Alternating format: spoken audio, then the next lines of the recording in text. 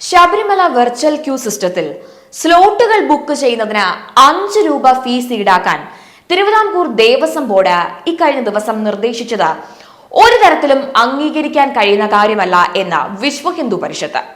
ഇതിപ്പോ ഹിന്ദുവിന് അമ്പലത്തിൽ കയറാൻ 5 രൂപ ജസിയ കൊടുക്കണം എന്ന അവസ്ഥയായിരിക്കുകയാണോ?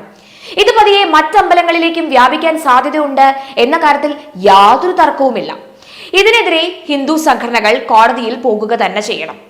ഒരു കാര്യം ദേവസ്വം ബോർഡ് ഓർക്കുക, അമ്പലം എന്നത് ഒരു സിനിമാ തിയേറ്റർ അല്ല, ടിക്കറ്റ് എടുത്ത് അവിടെ ചെന്ന് ക്യൂ നിന്ന് കയറാൻ വേണ്ടി. ഇനി ഇൻഷുറൻസ് തുക കൊടുക്കാനാണ് എന്ന വാദവുമായാണ് നിങ്ങൾ എത്തുന്നത് എങ്കിൽ ഇൻഷുറൻസ് തുക അടയ്ക്കേണ്ടത് ഭക്തർ അവിടെ തന്നെ കൊടുക്കുന്ന കോടികളിൽ നിന്നാണ്. എത്രയോ രൂപയാണ് ശബരിമല സീസണിൽ മാത്രം അവിടെ വന്നു ചേരുന്നത്. നിലയ്ക്കൽ പമ്പ ബസ്സിൽ നിന്ന് മാത്രം ഭക്തരെ കുത്തിക്കയറ്റി സർക്കാർ എത്രയാണ് സമ്പാദിക്കുന്നത് എന്ന് നിങ്ങൾക്ക് ഓർമ്മയുണ്ടോ?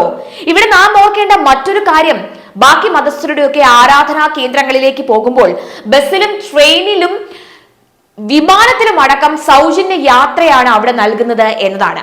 എന്നിട്ടാണ് ഇനി ഭഗവാനെ ഇവിടെ കാണണമെങ്കിൽ ദേവസ്വം ബോർഡ് ഫീസും കൂടി ഏർപ്പെടുത്തിയിരിക്കുന്നത്. പിന്നെ വെർച്വൽ ക്യൂ ബുക്കിംഗിന് 5 രൂപ ഫീസ് ഈടാക്കാൻ തീരുമാനിച്ചത് ശബരിമല സഹായ നിധിയിലേക്ക് തുക കണ്ടെത്താനാണ് എന്ന വിശദീകരണവുമായി ഇതിന് പിന്നാലെ തിരുവിതാംകൂർ ദേവസ്വം ബോർഡ് എന്തായാലും എത്തിയിട്ടുണ്ട്.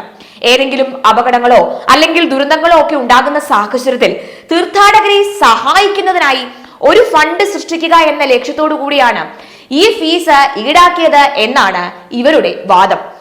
എന്തൊക്കെ പറഞ്ഞാലും ഈ ഇൻഷുറൻസിനല്ല 1000 മറ്റ് ഇൻഷുറൻസുകൾക്കും മറ്റു കാര്യങ്ങൾക്കും എടുക്കാനുള്ള പൈസ വെറും ശബരിമല സീസണിൽ നിന്നും മാത്രം അവിടെ നിന്ന് സർക്കാർ വാരിക്കൂട്ടുന്നുണ്ട് എന്ന കാര്യം നിങ്ങൾ മറക്കാതിരിക്കുക. ഇനിയും ഭക്തരെ വിട്ടികളാക്കല്ലേ എന്റെ ദേവസ്വം ബോർഡേ.